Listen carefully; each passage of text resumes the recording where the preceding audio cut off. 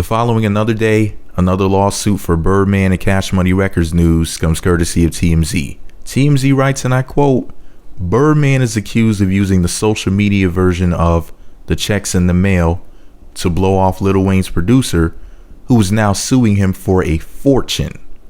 The producer, who goes by DVLP, had his people make various demands that Birdman and Cash Money cough up $200,000 for work he did on albums for Wayne and other artists. Birdman's response shows the new frontier in blowing off creditors. Forget a lawyer's letter. Birdman is all about texting DVLP to hold him at bay.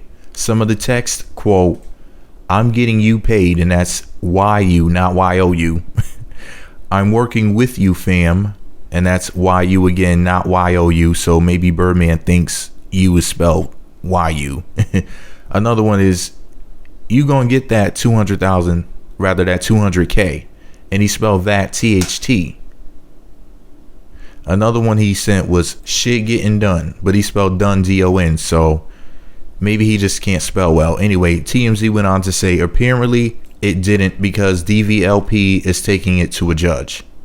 Now, they also posted an image of some of the text messages that were sent back and forth between these guys. So I posted that on my blog if you want to see it.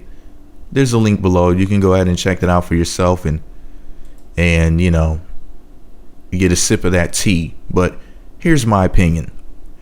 When the legendary hip-hop music producer Bangladesh, aka Sean Dre, I think he used to go by, the guy who produced Ho for Ludacris, he produced Bossy for Khalees, he made a song, I think it was called, what is it called, Cake or Birthday Cake or something like that. You know, the one that Rihanna did with A$AP Rocky. He did Bossy for Khalees, let me see, he did so many hits. Diva for Beyonce. So you probably heard his work before. Anyway, when legendary hip-hop music producer Bangladesh came out and exposed Cash Money for not paying him for tracks 6 or 7 years ago, I said to myself, I will never produce a song or write a song for that record label or their artists, at least not while they're signed to that imprint. That's what I told myself. I mean, think about it. He made $1 million for Lil Wayne, and from what he said, he wasn't paid for it, but he had to, I guess, take them to court or whatever, and I guess he ended up getting his money. I don't know if it was a year or two later or however long later, but the simple fact that he had to go through all of these motions just to be compensated for his work, I said, wow, you know, that's not something I'd ever want to go through, you know. And at this point, after all of these years, this company has such a bad image at this point as far as not paying people is concerned. You know, there's been so many accusers. It's like, how many more people have to accuse Cash Money of not paying them? I mean, the stories can't all be made up. You know what I mean? I know I won't be one of those people because I will personally at this point never do business with them, thanks to all of these different horror stories.